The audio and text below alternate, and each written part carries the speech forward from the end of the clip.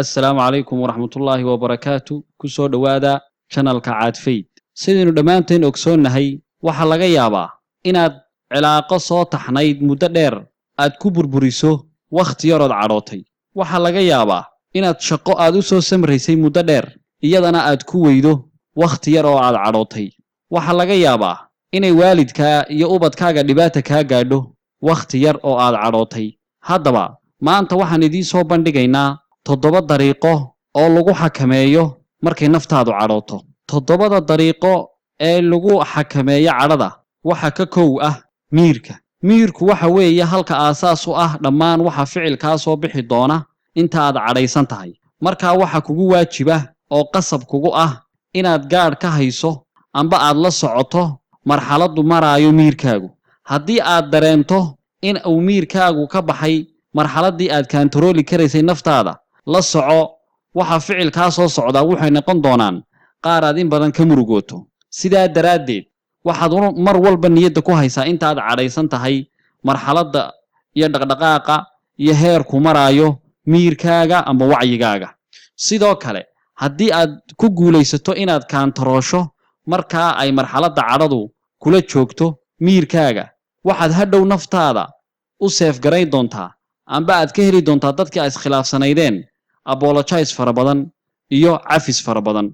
waayo naftaadii waxaad xakamaysay markii la cadhaysnaa number 2 waxa weeye dhageyso oo neefso waxaad isku dayaysaa intaad ku jirto cadhada inaad dhageysato waxa la leeyahay adigoo aan xukumayn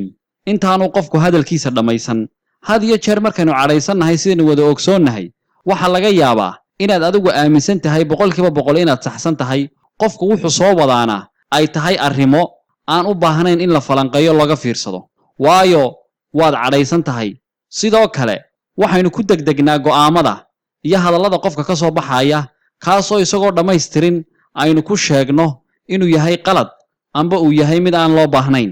haddaba waxa kaloo dhageysiga ka caawinaya waxa weeye neefsiga haddaad neefsato oo sanbabadaada hawada ka buuxiso waxa laga yaabaa maskaxdu inay hesho oksijiinta u baahnayd si ay mowduuca meesha ka socdo u weelayso sidoo kale waxaynu ogsoonnahay qofku markuu cadhaysan yahay inay adag tahay inuu neefsado taasoo hadhow ku sababaysa inay maskaxdu soo dayso awaamir aan laga fiirsan taasoo marka dambana noqonaysa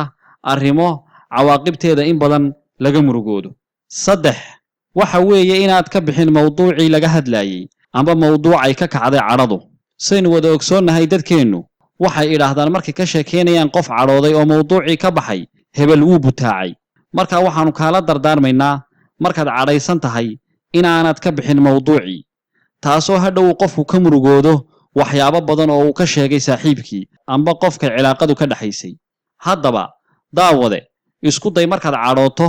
inaad ku jirto mowduucii laga hadlayay kuwa kalena aanad u gudbin arrinta afraad ee ka caawinaysa inaad xakamayso cadhadaadu waxa weeye ixtiraamka qofka ay idin dhex marayso cadhadu waa qof markii hore makaanad iyo qadarin iyo ixtiraam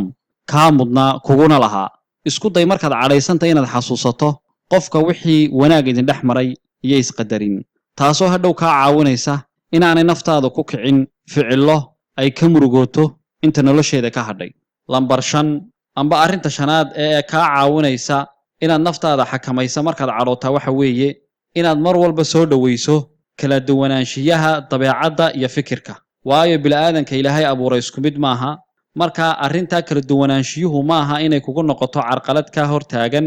macaamulkaagii maalinlaha ahaa iyo dadkaba laakiin waxaad u fahansanaataa inay tahay hab ilaahay u abuuray kala duwanaanshiyaha bilaadanka dabeecadda iyo fikirkaba lambar 6 arrinta 6aad ee ka caawinaysa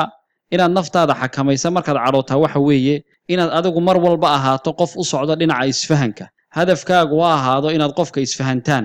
maaha inaad markaa aad isku qabsateen shay aad uga faa'iideysato arrimo hore idinka dhaxeeyay laakiin isku day inuu mar walba hadafkaagu ahaado isfahan waxyaabaha ka caawinaya isfahanka waxa kamid ah su'aalaha cadcad ee qofka aad ka weydiinayso ujeedadu uga leeyahay hadalkiisa adigoo u kala saaraya arrinta maxaad ka wadaa taa micnaheedu ma sidaasa su'aalahaas waxay ka caawinayaan